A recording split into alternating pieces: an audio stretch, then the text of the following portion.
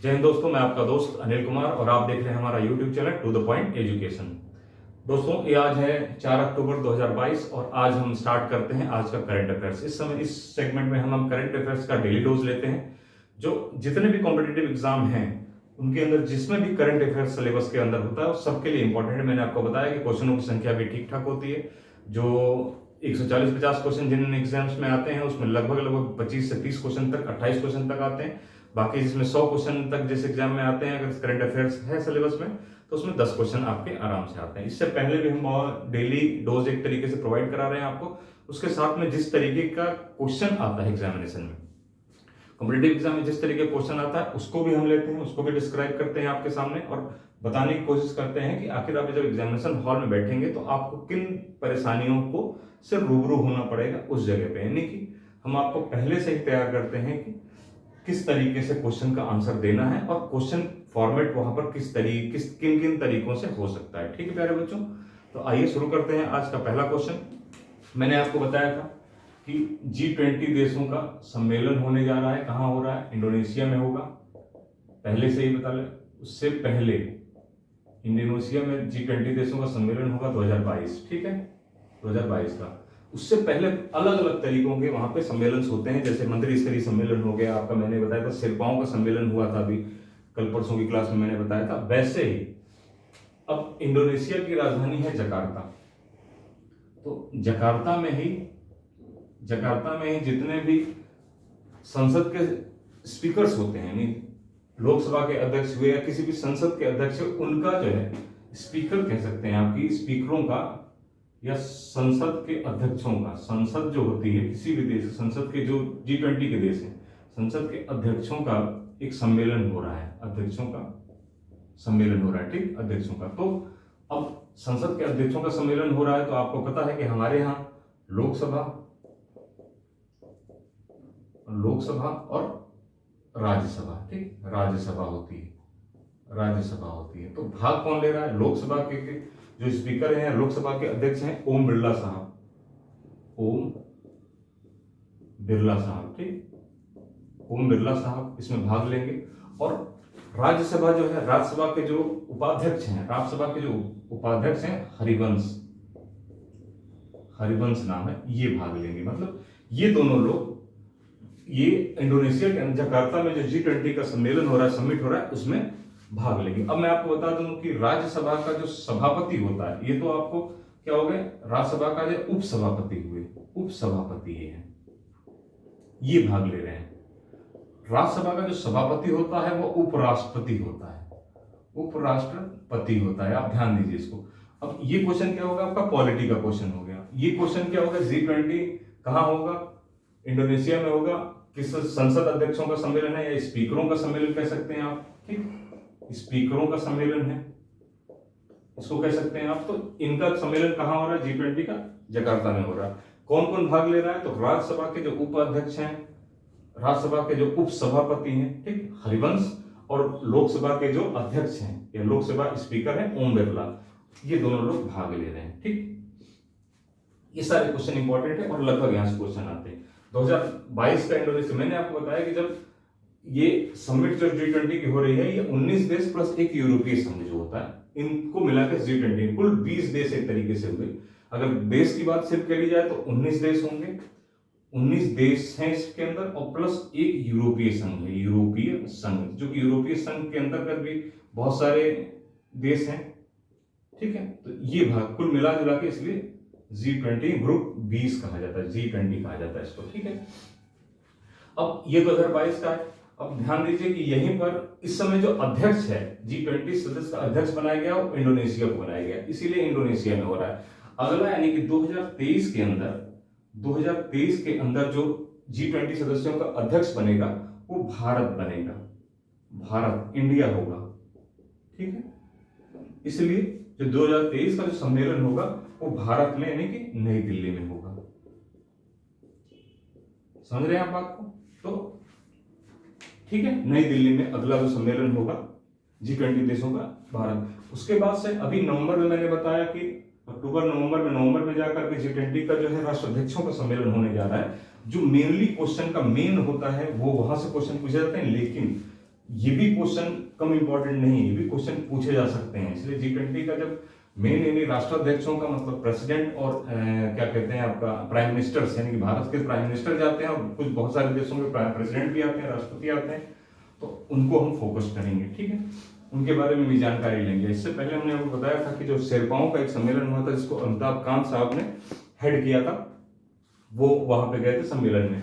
ये जितने भी ग्रुप्स होते हैं, G20 हुआ, G10 हुआ, G7 हुआ, इनके सबसे पहले क्या होता है कि इस तरीके के लोग जाते हैं और धीरे धीरे करके जब एक प्रोफार्मा पूरा तैयार हो जाता है तब जा करके जो हेड होता है, यानी कि आपका कंट्री हेड हुआ, जैसे प्रेसिडेंट हुआ या प्राइम मिनिस्टर हुआ, वो जाते हैं एक तरीके से प्रतीकात्मक रूप से, जो दिखने वाली चीज होती है।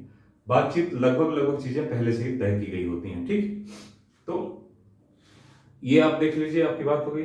अच्छा ठीक है, एक क्वेश्चन और ले लेते हैं, सेना से रिलेटेड है कि अभी हाल ही में क्या हुआ है कि एक स्वदेश में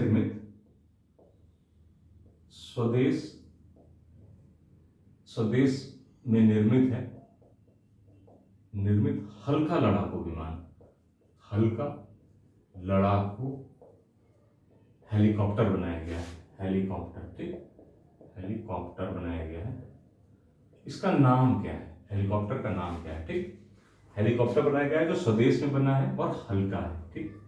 इसका नाम क्या है? प्रचंड, ठीक है। तो क्या होगा, जैसे मैंने आपको बताया क्वेश्चन ऐसे नहीं पूछेगा। क्वेश्चन कैसे पूछेगा? निम्नलिखित में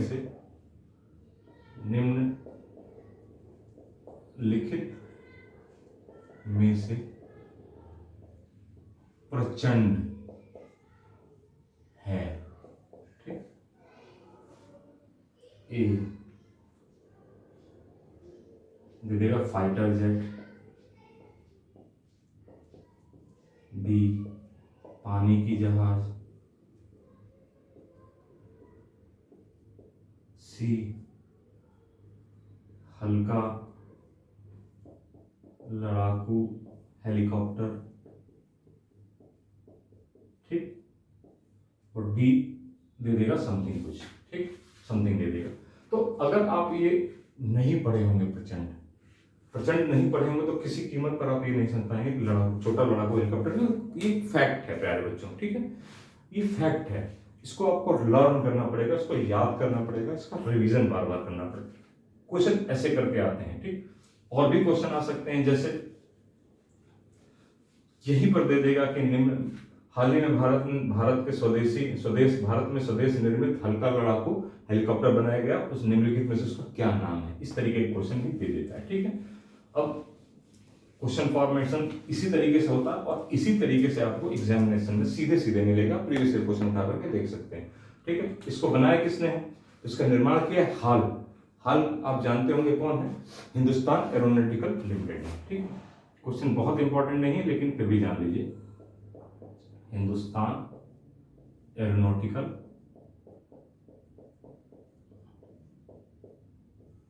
लिमिटेड, ठीक। ये बहुत इंपॉर्टेंट क्वेश्चन नहीं है कि किसने बनाया है, लेकिन ये इंपॉर्टेंट है कि प्रचंड है क्या चीज, ध्यान रखिए आप। तो इस तरीके के क्वेश्चंस आपके एग्जाम में पूछे जाते हैं और इसीलिए मैं आपको सीधे सारी चीजें बताते हुए चलता हूं, ताकि किसी प्रकार की समस्या, आप अगर एक बार यहाँ प्रैक्टिस किए रहेंगे तो एग्जामिनेशन में जा करके आपको कोई समस्या नहीं आएगी, ठीक है। एग्जाम में आप जब पहुंचेंगे तो आपको कोई दिक्कत नहीं आएगी। अगला लेते हैं। अच्छा ठीक है, चुनाव आयोग है। चुनाव आयोग ने क्या है, समय पर जब चुनाव आते हैं तो चुनाव आयोग करता है एक नेशनल आइकॉन बना देता है। नेशनल आइकॉन क्या होता है बताते हैं। नेशनल आइकॉन बना देता है, मतलब एक ऐसे व्यक्ति को नियुक्त करता है जो आइकॉन, जो देश के अंदर वोटिंग यानी कि मतदान को जो है प्रमोट करे, मत देने वालों को प्रोत्साहित करे कि वो मतदान देने जाएं, ठीक है। तो नेशनल आइकॉन बनाता है, कौन बनाता है? ये बनाता है आपका चुनाव आयोग बनाता है, एक नेशनल आयोग बनाता है। चुनाव आयोग जो है एक नेशनल आइकॉन बनाता है। हाल ही में नेशनल चुनाव आयोग ने क्या किया? नेशनल आइकॉन बनाया है पंकज त्रिपाठी को। आप जानते हैं पंकज त्रिपाठी, अच्छी तरीके से जानते हैं। ये बहुत ही फेमस हो गए थे, ज़्यादा फेमस हो गए थे। ये मिर्ज़ापुर सीरीज आई थी, एक वेब सीरीज मिर्ज़ापुर आई थी, उससे फेमस हुए थे। वैसे अब अभिनेता हैं, जो लोग नहीं जानते उनको बता दें कि अभिनेता यानी कि एक्टर हैं। इनको नेशनल आइकॉन बनाया है किसने? चुनाव आयोग ने। ठीक है, चुनाव आयोग के इस समय चुनाव आयोग जो है बना है पंकज त्रिपाठी को। ठीक, अब चुनाव आयोग देख लेते हैं कि इसके जो मुख्य चुनाव आयुक्त हैं, चुनाव आयोग के मुख्य चुनाव आयुक्त जो है, मुख्य चुनाव आयुक्त कौन है इस समय? मुख्य चुनाव आयुक्त हैं आपके राजीव कुमार। ठीक, कौन है? समझ में आ रहा है प्यारे बच्चों? आपको दिख रहा है चीजें? ठीक, तो राजीव कुमार साहब हैं मुख्य चुनाव आयुक्त। इंपॉर्टेंट क्वेश्चन, ये पॉलिटी का क्वेश्चन हो गया, ये क्वेश्चन आपका करंट का हो गया। देखिए कितना मैंने आपको इसीलिए बार बार बताया कि सब कुछ मिलेगा आपको। ये क्या हो गया? आपका करंट अफेयर्स का क्वेश्चन हो गया, ये आपका पॉलिटी का क्वेश्चन हो गया। तो मुख्य चुनाव आयुक्त संविधान के किस अनुच्छेद में वर्णित है? आइए देख लेते हैं। ये इसकी स्थापना कब हुई थी? लगे हाथ आ गया है तो देख लेते हैं। ये वैसे भी पॉलिटी की क्लास में होना चाहिए, लेकिन अभी आपको बता देते हैं। स्थापना जो होती है इसकी 25 जनवरी 1950 को होती है। और किस अनुच्छेद, संविधान के किस अनुच्छेद के अंतर्गत इसका उल्लेख है, मतलब किसमें वर्णित है कि किस अनुच्छेद में ये वर्णित है? 324, अनुच्छेद 324 के अंदर वर्णित है कि भारत में एक चुनाव आयोग होगा। ठीक, मुख्य चुनाव आयोग के बारे में पूरा 324 अनुच्छेद 324 के अंदर दिया। लगभग कम से कम इससे हो गया। नेशनल आइकन किसको बनाया गया? चुनाव आयोग ने बनाया। किसको बनाया? पंकज त्रिपाठी, अभिनेता। स्थापना 25 जनवरी 1950 को हुई और अनुच्छेद 324 के अंदर इनका वर्णन है। ठीक है प्यारे बच्चों, तो ये आपके क्वेश्चन हो गए। मैंने आपको बताया, इसीलिए बार बार कहता हूं कि करंट अफेयर्स को सिर्फ करंट अफेयर्स मान के मत चलिए। इसके अंदर बहुत सारे, लगभग सारे जितने भी आपके सब्जेक्ट आते हैं जीएस के यानी जनरल स्टडीज के अंदर, उसको रिवीजन करने का भी एक बहुत ही अच्छा माध्यम है। मतलब ये है कि आपने सब्जेक्ट्स पढ़ रखे हैं और उसके बाद आपको रिवीजन करने का यहाँ भी सबसे बढ़िया माध्यम होता है कि आप लगे हाथ सबको। और इससे क्या फायदा होगा आपको कि चुनाव आयोग से रिलेटेड इतनी जानकारियों के मिलने की वजह से आपको पंकज त्रिपाठी का नाम नहीं भूलेगा। हालांकि पंकज त्रिपाठी का नाम हो सकता है आप वैसे भी ना भूले, लेकिन उसके बाद भी आपको और भी चीजों याद रहेंगी। ठीक है, अगला देख लेते हैं क्या है। अब एक चीज और बात करेंगे भैया, नोबेल पुरस्कार दिए जाने लगे हैं। नोबेल पुरस्कार दिए जाने लगे हैं। नोबेल पुरस्कार दिया गया है 2022। ठीक, 2022 ये दिए जाने लगे हैं। अब मेडिसिन के क्षेत्र में दिया गया है। अभी क्या नाम है इनका? ये स्वीडन के हैं। मेडिसिन के क्षेत्र में जो पुरस्कार दिया गया है स्वांते पाओ। ठीक, क्या नाम है? स्वांते पाओ। ठीक, स्वांते पाओ ये स्वीडन के हैं। कहाँ के हैं? स्वीडन के हैं। ये स्वीडिश वैज्ञानिक हैं स्वांते पाओ। इनको दिया गया है 2022 का मेडिसिन का नोबेल पुरस्कार। ठीक है, मैं सिर्फ ये कहना चाहता हूं प्यारे बच्चों कि ये इसलिए सिर्फ बताना पड़ रहा है ताकि लगभग हर टीचर आपको जैसे ही आता वैसे बता देता, तो आपको लगेगा कि यार इनको तो पता नहीं लग रहा है, इन्होंने बताया नहीं है। मेरा अपना मानना है कि नोबेल के ऊपर यानी कि नोबेल 2022 के ऊपर टोटली आपको एक वीडियो जितने भी हैं, चिकित्सा के क्षेत्र में, अर्थशास्त्र के क्षेत्र में, साहित्य के क्षेत्र में, भौतिकी के क्षेत्र में, रसायन के क्षेत्र में, जितने भी ये दिए जाते हैं नोबेल पुरस्कार, उनको सबको मैं एक जगह पे करके एक वीडियो यानी छोटे वीडियो में, मुश्किल से 5 या 7 10 मिनट की वीडियो होगी, उसके अंदर प्रोवाइड करा दूंगा ताकि एक जगह पे हो। अब पता लगे नोबेल पुरस्कार 2022 आज, अब कल पता लगेगा आर्थिकी का देगा, फिर साहित्य का देगा, इकोनॉमी का देगा, फिर पता लगेगा कि लिटरेचर का देगा। तो इससे हालांकि आपको इधर उधर बहुत हो जाता है, लेकिन मैं टाइम पे बताता ही रहूंगा। उसके बावजूद ऐसे ही मैंने कहा था कि 36वां जो राष्ट्रीय खेल खेले जा रहे हैं, 36वां राष्ट्रीय खेल खेले जा रहे हैं, वो खेले जा रहे हैं गुजरात के भीतर। मैंने आपको बताया कि जैसे ही अब रोज नए नए मेडल आ रहे हैं, बड़ी अच्छी बात है कि मेडल आ रहे हैं बहुत सारे, लेकिन इसका एक वीडियो आपको फुल वीडियो दे देंगे जिसमें आपको लगभग हर चीज होगी। किसको कितने मेडल मिले भारत में, किस राज्य ने सबसे ज्यादा जीता है, सबसे ऊपर कौन है, कितने गोल्ड मिले, कितने कांस्य मिले, कितने ब्रॉन्ज मिले, कितने सिल्वर मिले, इन सब की जानकारी होगी जितने भी इंपॉर्टेंट होंगे। तो ऐसे ही जैसे कि मैंने ग्रैंड स्लैम आपको बता दिया, ग्रैंड स्लैम का हमारा वीडियो पड़ा है 2022 विनर्स का, ठीक, उसको बता रखा है हमने।